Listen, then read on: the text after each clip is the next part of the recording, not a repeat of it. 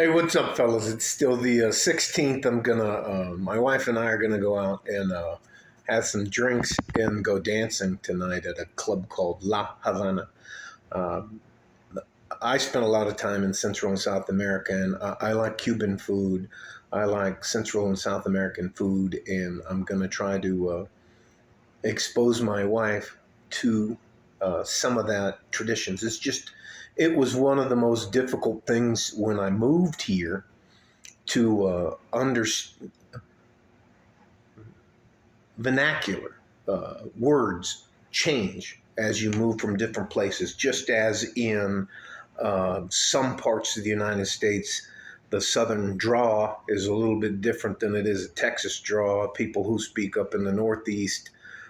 I remember the first time I was up in Boston and I went into the federal building there. It doesn't matter what I was doing there. And I asked the guy I needed to get a drink of water. And he was like, yeah, the bubbler's over there.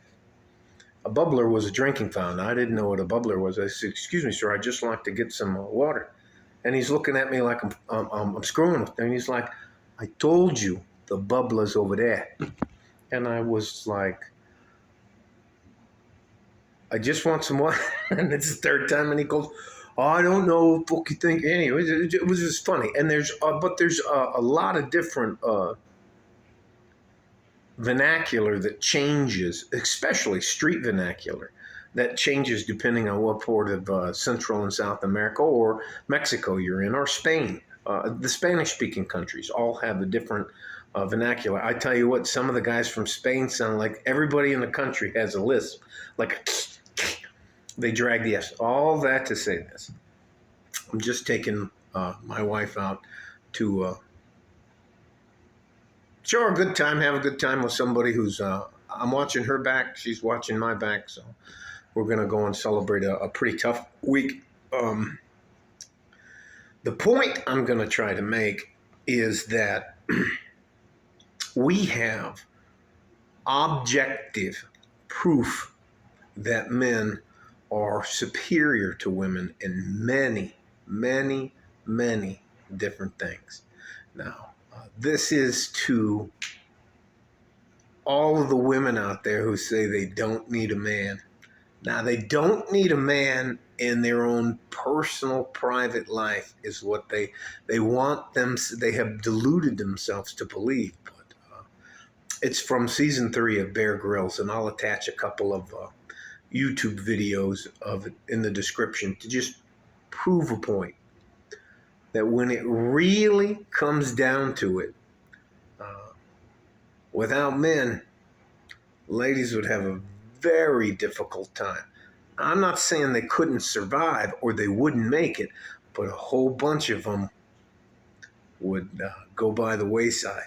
I know during World War II, they stepped up. They were in the manufacturing. They were doing all these jobs. I understand all of that. I'm saying that women nowadays are more in tune with office work than they are with having bush skills or survival skills. And I'm not talking about the exception to the rules. That's probably the biggest difficulty you have in dealing with the women. They always go to the extremes to try to prove their point. So anyways, I'll attach the videos. The videos they're just absolutely, in my opinion, hilarious, because faced with the challenges, a group of men or a group of women, who's going to do better? It's not hard to figure out. Love you guys. Happy Friday. I'm over all of this stuff. I'm not carrying anybody else's burdens. I wish, Luis, I wish you the best.